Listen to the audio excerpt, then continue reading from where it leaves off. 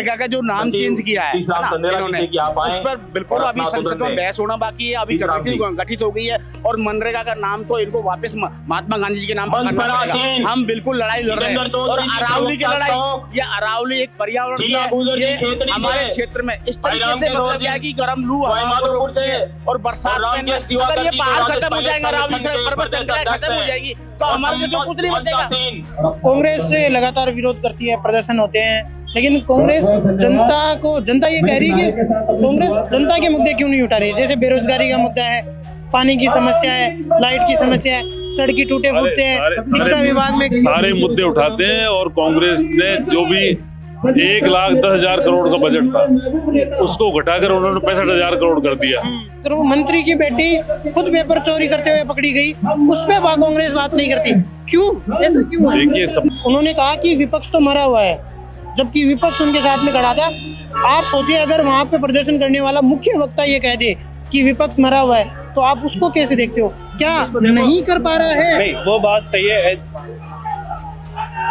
वो बात सही है। आप बोल रहे हो कि विपक्ष मरा हुआ है, मैं नहीं बोल रहा हूं। कहीं नहीं मरा हुआ, कहीं नहीं मरा हुआ। आप विपक्ष को देख सकते हो इधर, अगर विपक्ष मरा हुआ होता तो आप देख सकते हो विपक्ष आ रहा है ना, विपक्ष सैलाब देखो आप एक बार विपक्ष। नमस्कार दोस्तों, आपका स्वागत है में और मैं हूं आपके साथ हरी। बहुत बहुत धन्यवाद। खड़े हैं संबोधन की अगली कड़ी में अब मैं निवेदन कर रहा हूँ पास में यहाँ पे सभापति का एक प्रदर्शन है, गोविंद जी हमारे बीच हैं। मैं निवेदन करता हूँ कि आप आए और अपना संबोधन दें। गोविंद जी है वो लोग मौजूद है जिनका यही कहना है कि अरावली बचाना जरूरी है। अरावली बचाने को लेकर लगातार यहाँ पे प्रदर्शन कर रही है। उससे पहले कांग्रेस भी प्रदर्शन कर रही थी। हम आइए लोगों से जानते हैं कि क्या है उनकी मांगे और क्या डिमांड है। अरावली पर्वतमाला को लेकर जिस प्रकार से भारतीय जनता पार्टी नींद में सो रही है, अरावली आज से नहीं है, सदियों हजारों लाखों वर्ष पुरानी है। जल, जंगल और जमीन जब तक रहेगी तब तक मानव का जीवन रहेगा। अगर जंगल डिस्टर्ब होते हैं, अरावली डिस्टर्ब होती है तो एनवायरमेंट प्रभावित होगा। इससे जो है समय पे बारिश नहीं आएगी, अकाल पड़ने की संभावना होगी। हम ये चाहते हैं कि कम से कम अरावली पर्वतमाला है उसके लिए सरकार आगे आए, इसको बचाने की मुहिम में। ये दलगत राजनीति से ऊपर उठकर पर्वत श्रृंखला को बचाने का काम है। हमारी मांग है कि अरावली को डिस्टर्ब नहीं किया जाए। अरावली की जितनी भी पहाड़ियां उनमें खनन जो अवैध हो रहा है उसको बंद किया जाए। सरकार ने तो यही कहा कि अवैध खनन को रोकने के लिए ये कदम उठाया गया है। सरकार ने कहा, लेकिन न्यायालय में, माननीय उच्चतम न्यायालय में सरकार को अपना पक्ष भी रखना चाहिए। भजनलाल ने तो अपना पक्ष रख दिया कि अरावली को खरोच तक नहीं आएगी। जब आप बताइए कि प्रदेश का सबसे बड़ा वक्ता भजनलाल शर्मा जो सब कुछ अभी सीएम है, उन्होंने कह दिया कि अरावली को तो हम सेफ रखेंगे, उसके तो खरोच नहीं आएगी। फिर भी सर कहने में तो भारतीय जनता पार्टी आज तक न जाने क्या क्या कहती आई है। 15 लाख खाते में दे देंगे, 2 करोड़ नौजवानों को सालाना रोजगार देंगे। ये जो उच्चतम न्यायालय है, माननीय सुप्रीम कोर्ट, उसमें अपना पक्ष रखेंगे तब मानेंगे। मार्च को अभी पक्ष नहीं रखा इन्होंने। हमें मजबूती देने माननीय सुप्रीम कोर्ट में राजस्थान सरकार ने अपनी तरफ से कोई पक्ष नहीं रखा। हम चाहते हैं वो अपना पक्ष रखे। सभी साथियों से अपील है, बिल्कुल। और जहाँ कहीं भी आप हैं, आप लगातार अरावली को लेकर प्रदर्शन हो रहा है। सभी सम्मानित अतिथियों का मैं कांग्रेस पहले वोट चोरी का नाम प्रदर्शन करती है, फिर मनरेगा नाम पे चेंज को प्रदर्शन करती है, कुछ नहीं होता।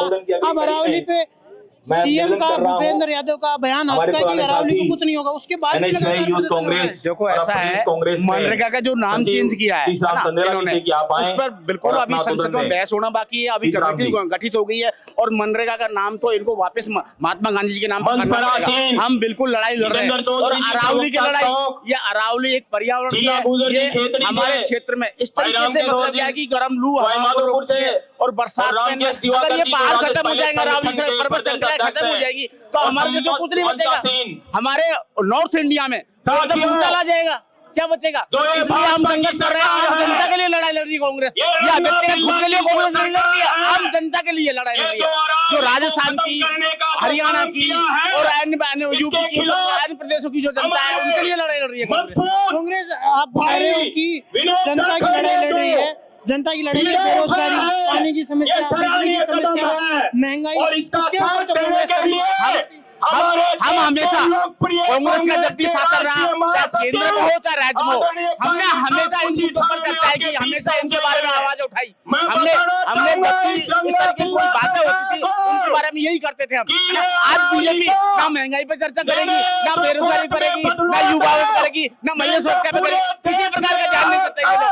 ये सिर्फ अपने वोट चोरी का काम करते हैं कि हमको सत्ता हथियानी है, कैसे हथियानी है, वोट चोरी करके हथियानी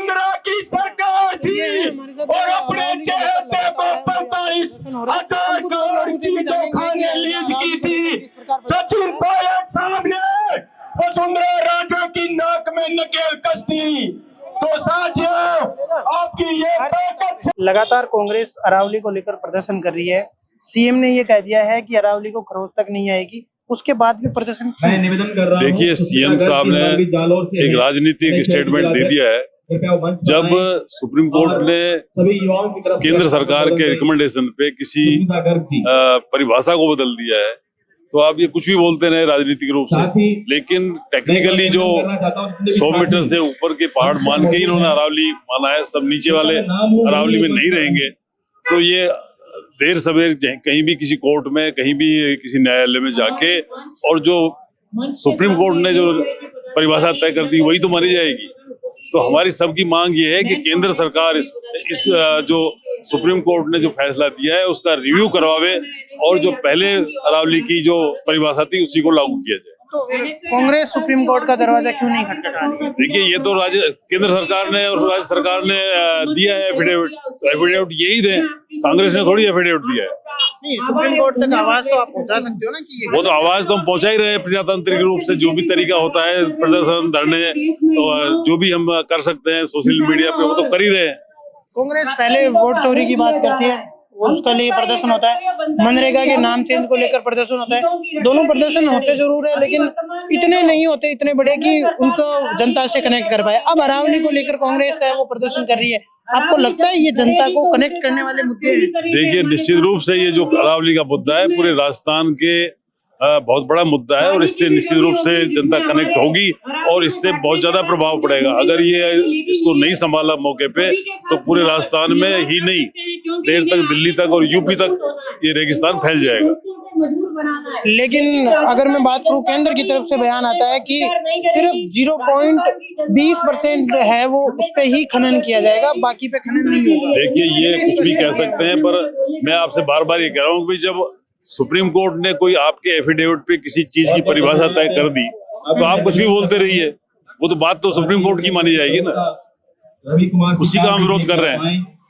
कांग्रेस से लगातार विरोध करती है, प्रदर्शन होते हैं, लेकिन कांग्रेस जनता ये कह रही है कि कांग्रेस जनता के मुद्दे क्यों नहीं उठा रही है? जैसे बेरोजगारी का मुद्दा है, पानी की समस्या है, लाइट की समस्या है, सड़कें टूटे फूटते हैं, शिक्षा विभाग में सारे मुद्दे उठाते हैं, और कांग्रेस ने जो भी तात्कालिक रूप से जो सबसे गंभीर मुद्दा है उस पर पहले ध्यान देते हैं। अभी अरावली का मुद्दा, नरेगा का मुद्दा सबसे गंभीर मुद्दा है, तो उन पर सबसे ज्यादा ध्यान दे रहे हैं। आपको लगता है पेपर लीक से ज्यादा गंभीर मुद्दा है ये मुद्दे सबसे ज्यादा गंभीर है।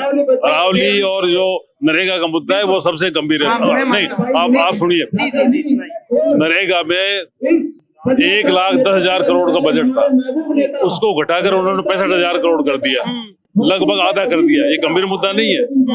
इसी तरह पूरी अरावली को जब 100 मीटर से सब नीचे होंगे वो सारे के सारे खुला कर दिया, सबको उसके अपने बड़े सेठों को, धन्ना सेठों को खानों की अलॉटमेंट कर देंगे। अभी कुछ गत दिनों में 50 खाने अलॉट कर दिए। तो ये बहुत बड़ा गंभीर मुद्दा है और उस पर कांग्रेस काम कर रही है। आपको लगता है बेरोजगारी का जो मुद्दा है उससे भी ज्यादा गंभीर है? अगर पेपर लीक की बात करूं, मंत्री की बेटी खुद पेपर चोरी करते हुए पकड़ी गई, उस पे कांग्रेस बात नहीं करती, क्यों? ऐसा क्यों है? देखिए, सब पे बात कर रहे हैं, ऐसा नहीं है कि बात नहीं कर रहे हैं। कांग्रेस सब पे गंभीर है और जो तात्कालिक रूप से जो सबसे गंभीर मुद्दा है उस पर बात कर रहे हैं। धन्यवाद। अरावली को लेकर यहाँ पे लगातार एनएसयूआई का प्रदर्शन चल रहा है और हमारे साथ में है प्रदेश के सचिव अभिषेक मीणा, जो एनएसयूआई के सचिव है। अभिषेक, लगातार प्रदर्शन हो रहा है यहाँ पे अरावली बचाने को लेकर, क्या मुद्दा है आपको पता है अरावली को लेकर? अरावली एक पहाड़ नहीं है, ये हमारी माता है।